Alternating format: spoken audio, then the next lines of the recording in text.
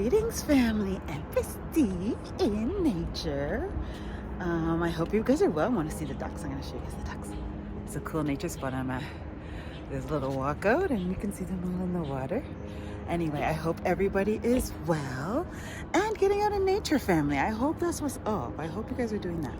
So, yeah, we spoke about self-awareness the other day, family, and I did promise that I would go into the different areas of self-awareness to kind of speak about how to get there, right?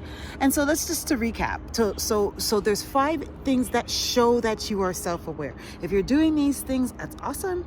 You are demonstrating the sign that you are self-aware. If you're not, let's get going, okay?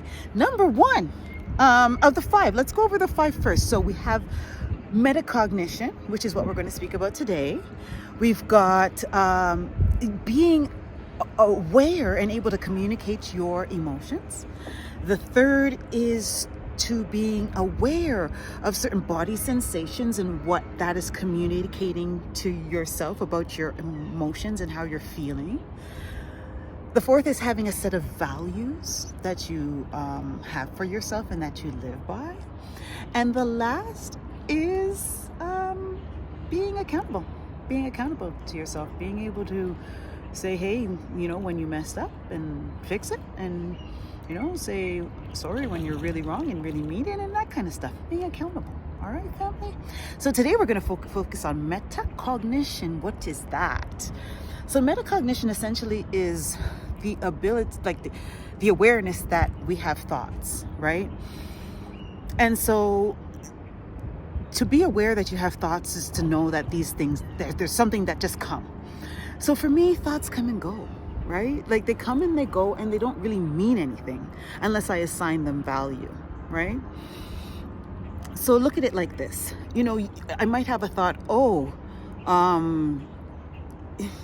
your belly is looking bang today, right? Like that thought might come to my mind, but it doesn't necessarily, let's just, I'm going to give you an example. This is getting very personal, family. Sometimes I look in the mirror and I say, Lord have mercy, look at your big old bung belly, right? And then I have to, so that's the first thought that comes to my mind. And then I override that thought to say, you know what, my girl, listen, it's this, that, and the other. This is what's going on. We are going to keep focusing on it. It's going to get better. We're going to keep doing things to make it so that this belly doesn't get more bong and that the bong starts to reduce.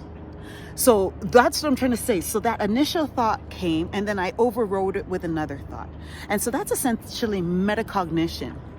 You know what it means, family? It means that you have control of the thoughts, right? The bad thought. So let's say that I wasn't using my metacognition and I just said, I looked in the mirror and I said, look at that damn bung belly. You are disgusting and you're a disgrace to the human race, right? Just say that that's what came to my mind.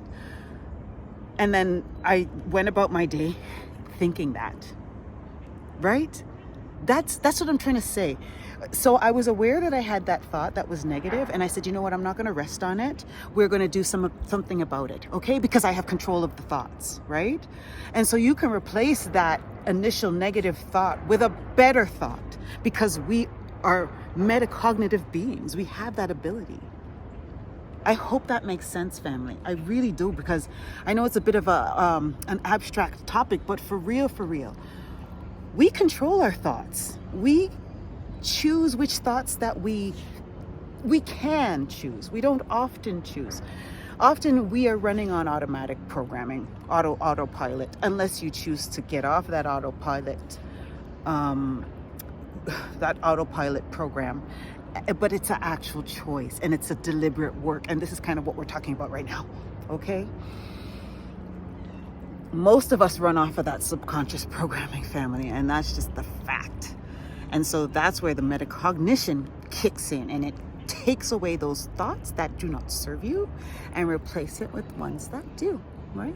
So that's essentially metacognition in a nutshell. So we can all do it, right? It just means being self-aware.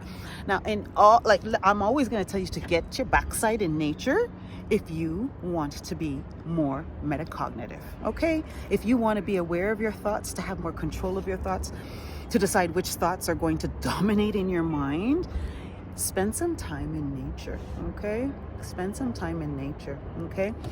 Another way is to meditate, just doing things that allow for stillness, allow time for thought, allow time for processing of that thought, allowing for emotions to be felt and to process. Trust me, not a lot of us take enough time to do that, right? And that's why a lot of us are hurting, family. So anyway, that's my very brief message on metacognition, the first of my what are we calling this? We're calling this being accountable. Not accountable. Oh my gosh, I'm losing the term, family. Be self-aware. It's being aware of yourself, right? Knowing yourself. It's all the same thing, okay? Look, my eye of Horus. Family, we must know ourselves, okay? Thank you for taking the time to listen to this message. I love and I value each and every one of you. And again, get out in nature. Find a nice spot like this. I'm sure where you're at. Oh my gosh. See, listen, and I'm convinced most cities strategically plan for these little areas for the smart peoples to take advantage of them, right? Thank you for taking the time to listen to this message, family. I love and I value each and every one of you. One love.